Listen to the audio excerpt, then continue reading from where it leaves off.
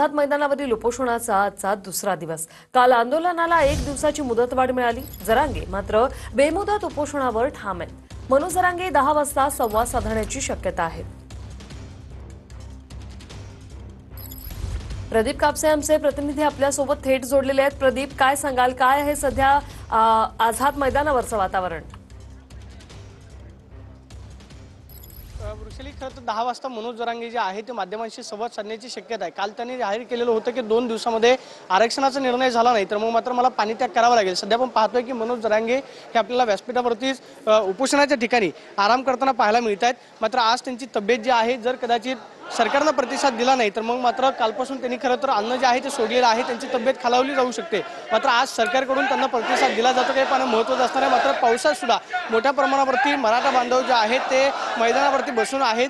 कालपासून पाऊस जो आहे तो पडतो आणि पडलेल्या पावसामुळे मराठा बांधवांना बरीचशी अडचण जी आहे ती सहन करावी लागते। मात्र आजचा दिवस जो आहे तो अतिशय महत्त्वाचा असणार आहे, कारण 24 तासानंतर जर कदाचित डॉक्टरांच्या सल्ल्यानुसार त्यांनी पाणी आणि अन्न घेतलं नाही तर मग मात्र त्यांची तब्येत जी आहे ती खालवू शकते। त्यामुळे आज सरकारकडून मनोज जरांगेंना प्रतिसाद दिला जातो का किंवा चर्चेसाठी शिष्टमंडळ मनोज जरांगेंच्या उपोषणाच्या ठिकाणी येतं का हे पाहणं महत्त्वाचं असणार आहे। मात्र 10 वाजता मनोज जरांगे जे आहेत माध्यमांशी संवाद साधण्याची शक्यता आहे। आज मनोज जरांगे नक्की काय बोलतात खरं ते पाहणं महत्त्वाचं असणार आहे। मात्र कालपासून त्यांनी जाहीर केलेलं आहे की ओबीसी मधूनच आरक्षणाचा मार्ग जोपर्यंत मोकळा होत नाही तोपर्यंत मात्र मी या ठिकाणावर हलणार नाही, अशा पद्धतीचा आक्रमक पवित्रा घेतलेला आहे। दुसरीकडे सत्ताधारी नेत्यांची, मुख्यमंत्र्यांची असतील त्याचबरोबर उपमुख्यमंत्र्यांची जी वक्तव्य पाहायला मिळतात त्यावरून सुद्धा मराठा बांधवांमध्ये एक प्रकारची नाराजी पाहायला मिळते। त्यामुळे आज सरकारकडून चर्चेची दारे जी आहे ती खुली केली जातात हे पाहणं महत्त्वाचं असणार आहे। मात्र 10 वाजता मनोज जरांगे माध्यमांशी काय बोलतात हे खरं तर पाहणं महत्त्वाचं असणार आहे। वृषाली, नक्कीच प्रदीप, धन्यवाद तुम्ही दिलेल्या या माहितीसाठी। तर आज नेमकं काय होतं हे पाहणं महत्त्वाचं असणार आहे। आज उपोषणाचा दुसरा दिवस आहे आणि आज